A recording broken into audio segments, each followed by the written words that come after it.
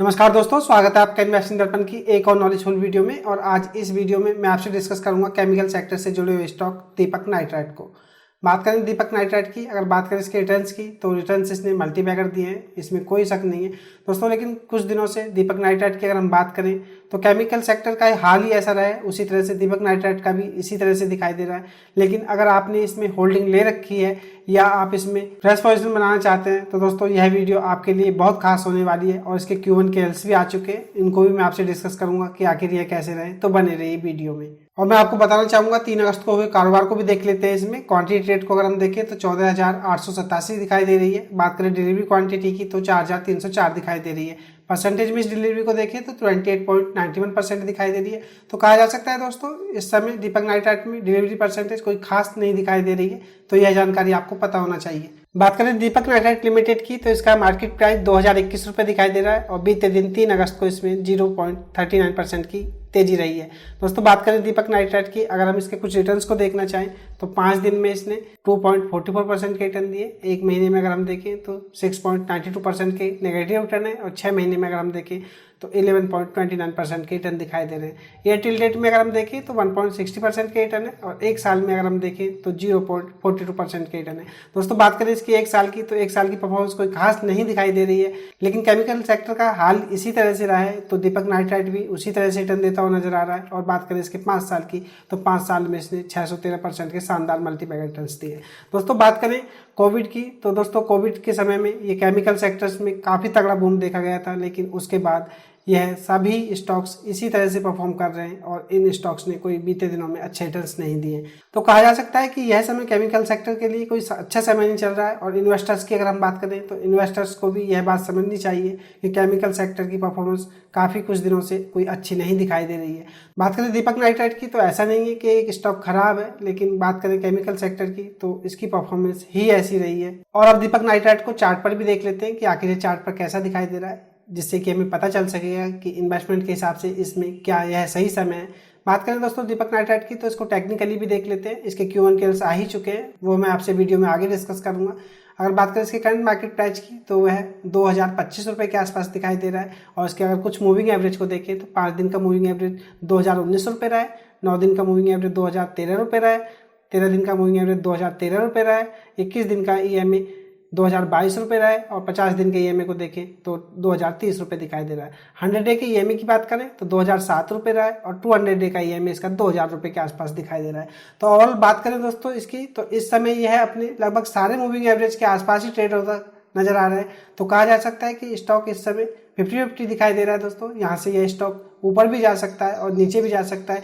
इसकी MACD line को अगर हम देखें तो MACD लाइन इसकी सिग्नल लाइन से ऊपर की तरफ इशारा कर रही है, जो कि दोस्तों इस समय -15 दिखाई दे रही है। तो कहा जा सकता है कि इसकी MACD लाइन भी इसकी बॉटम लाइन से नीचे दिखाई दे रही है, जिससे कि कहा जा सकता है कि स्टॉक में थोड़ी वीकनेस बनी हुई है। बात करें इसके RSI की तो 49 दिखाई दे रही है, जो कि दोस्तों वीक ही नजर आ रही है। लेकिन दोस्तों इसमें थोड़ा बहुत बाउंस आपको देखने को मिल रहा है। तो कहा जा सकता है बात करें दीपक नाइट्राइट की तो यह चार्ट पर कोई ज़्यादा स्ट्रॉन्ग नजर नहीं आ रहा है।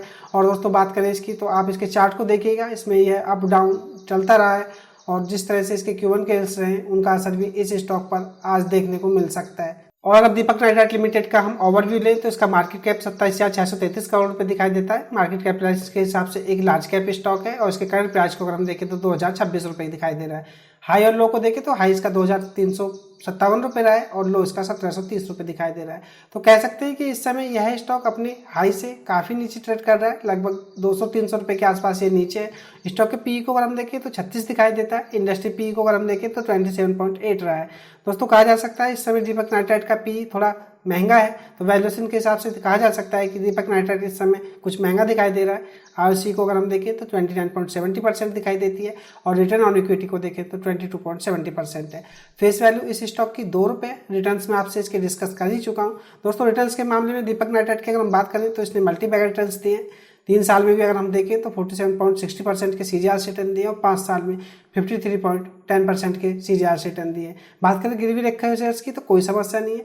और बात करें दीपक नाइट्राइट की तो ऐसा नहीं है कि स्टॉक कोई खराब है दोस्तों, एक शानदार कंपनी है और जिस तरह से इसने मल्टीबैगर रिटर्न्स दिए ये आगे भी इस तरह के रिटर्न्स दे सकता है। जिस तरह से केमिकल सेक्टर की परफॉर्मेंस दिखाई दे रही है काफ़ी कुछ दिनों से, तो उसी वजह से दीपक नाइट्राइट आपको थोड़ा वीक दिखाई दे रहा है रिटर्न्स के मामले में। और इसके क्वार्टरली रिजल्ट को देख लेते हैं दोस्तों। इसके जून क्वार्टर के रिजल्ट आ चुके हैं जो कि कल आए हैं। बात करें इसके Q1 के रिजल्ट्स की तो हम मार्च 23 से जून 23 को कंपेयर करेंगे और सेल्स में हम देखें तो सेल्स जहां मार्च 23 में 1961 करोड़ रुपए थी, जून 23 में घट करके 1768 करोड़ रुपए हो गई है। तो सेल्स क्वार्टर बेसिस के हिसाब से गिरती हुई नजर आ रही है। एक्सपेंस को भी देख लेते हैं। मार्च 23 में जहां ये 1613 करोड़ रुपए थे, जून 23 में घट करके 1559 करोड़ रुपए हो गए। तो इनके एक्सपेंस कम हुए क्वार्टर बेसिस के हिसाब से, जो कि अच्छी बात है। ऑपरेटिंग प्रॉफिट को भी देख लेते हैं। बात करें मार्च 23 में तो 348 करोड़ रुपए रहे, जून 23 में घट करके 210 करोड़ रुपए हो गया। तो ऑपरेटिंग प्रॉफिट में इनकी काफी गिरावट देखने को मिल रही है। नेट प्रॉफिट को भी देख लेते हैं। मार्च 23 में जहां 234 करोड़ रुपए था, जून 23 में घट करके 150 करोड़ रुपए हो गया। तो बात करें नेट प्रॉफिट की तो इनमें भारी गिरावट देखने को मिल रही है। तो बात करें इसकी Q1 के रिजल्ट्स की तो Q1 के रिजल्ट्स उसके कोई ठीक ठाक से नहीं दिखाई दे रहे। इसके बात करें Q1 के रिजल्ट्स की तो थोड़े वीक नजर आ रहे हैं। तो दोस्तों इसका मतलब ये नहीं है कि दीपक नाइट्राइट स्टॉक खराब हो गया है। केमिकल सेक्टर की अगर हम बात करें तो उसका हाल इसी तरह से रहा है। तो इसके Q1 के रिजल्ट्स का असर आज इसके स्टॉक प्राइस पर भी देखा जा सकता है। हो सकता है इसमें आपको गिरावट देखने को मिले। और इसकी बैलेंस शीट भी आपसे डिस्कस कर देता हूं। बात करें रिजर्व्स की तो 4063 करोड़ रुपए के रिजर्व्स दिखाई दे रहे हैं, जिनमें कि अगर बात करें मार्च 22 से तो काफी अच्छी जंप देखी जा रही है। और दोस्तों बात करें बोरिंग की तो मार्च 22 में जहां 315 करोड़ रुपए थी, मार्च 23 में घट करके 73 करोड़ रुपए हो गई है। तो कंपनी ने अपने कर्ज को काफी हद तक कम कर दिया है। तो दोस्तों बात करें इसकी बैलेंस शीट की तो बैलेंस शीट इसकी शानदार दिखाई दे रही है। कंपनी के पास रिजर्व्स काफी अच्छे दिखाई दे रहे हैं। बात करें बोरिंग की तो कोई ज्यादा बड़ी नहीं दिखाई दे रही है। शेयर होल्डिंग पैटर्न को भी देख लेते हैं। बात करें प्रमोटर्स की तो 49.13% की हिस्सेदारी दिखाई दे रही है। बात करें FIH की तो 8.09% की हिस्सेदारी है। DIH को अगर हम देखें तो 15.61% की हिस्सेदारी है। पब्लिक शेयर होल्डर्स की अगर हम बात करें तो 27.16% की हिस्सेदारी है। और बात करें इसके शेयर होल्डिंग पैटर्न की तो मेजॉरिटी शेयर होल्डर प्रमोटर्स ही दिखाई दे रहे हैं।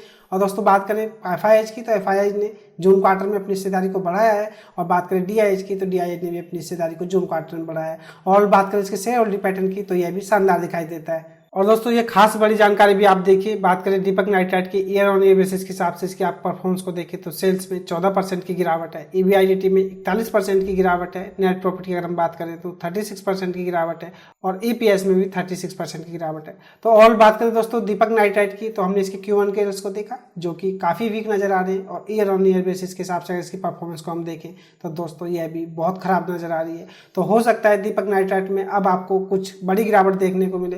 दोस्तों मैं आपको बताना चाहूंगा अगर आप इसमें इन्वेस्टमेंट के बारे में सोच रहे हैं तो आप थोड़ा वेट कर लें। दोस्तों केमिकल सेक्टर में इस समय इन्वेस्टमेंट का मुझे कोई खास अच्छा समय नहीं दिखाई देता है। और अगर आपने होल्डिंग ले रखी है तो दोस्तों आप अपनी होल्डिंग को कंटिन्यू कर सकते हैं। बात करें दीपक नाइट्राइट की तो ऐसा नहीं है कि स्टॉक खराब है, स्टॉक काफी अच्छा है। बात करें दीपक नाइट्राइट की तो फंडामेंटली ये काफी अच्छा स्टॉक है। तो कोई ऐसी बड़ी दिक्कत नहीं है कि स्टॉक में इन्वेस्टमेंट के बारे में ज्यादा सोचा जाए। लेकिन दोस्तों हर समय हर स्टॉक में इन्वेस्टमेंट करने का नहीं होता है, यह बात आपको समझनी चाहिए। मेरी कोशिश यही रहती है दोस्तों आप स्टॉक मार्केट में स्टॉक में सही समय पर इन्वेस्ट करें। और दोस्तों यही मेरी कोशिश रहती है कि मैं आपसे सही समय पर सही स्टॉक को डिस्कस करता हूं ताकि आपको स्टॉक के बारे में जानकारी हो सके। तो यह थी खास अपडेट दीपक नाइट्राइट को लेकर के। आपको यह खास जानकारी की वीडियो कैसी लगी मुझे कमेंट करके बताएं। अगर वीडियो अच्छी लगी हो तो वीडियो को लाइक करें, शेयर करें। और अगर आपने चैनल को सब्सक्राइब नहीं किया है तो चैनल भी सब्सक्राइब कर लें। मैं मार्केट अपडेट और मार्केट से जुड़ी जानकारी की वीडियो लाता ही रहता हूँ। तो चलिए मिलते हैं फिर किसी नई वीडियो में। तब तक के लिए नमस्कार।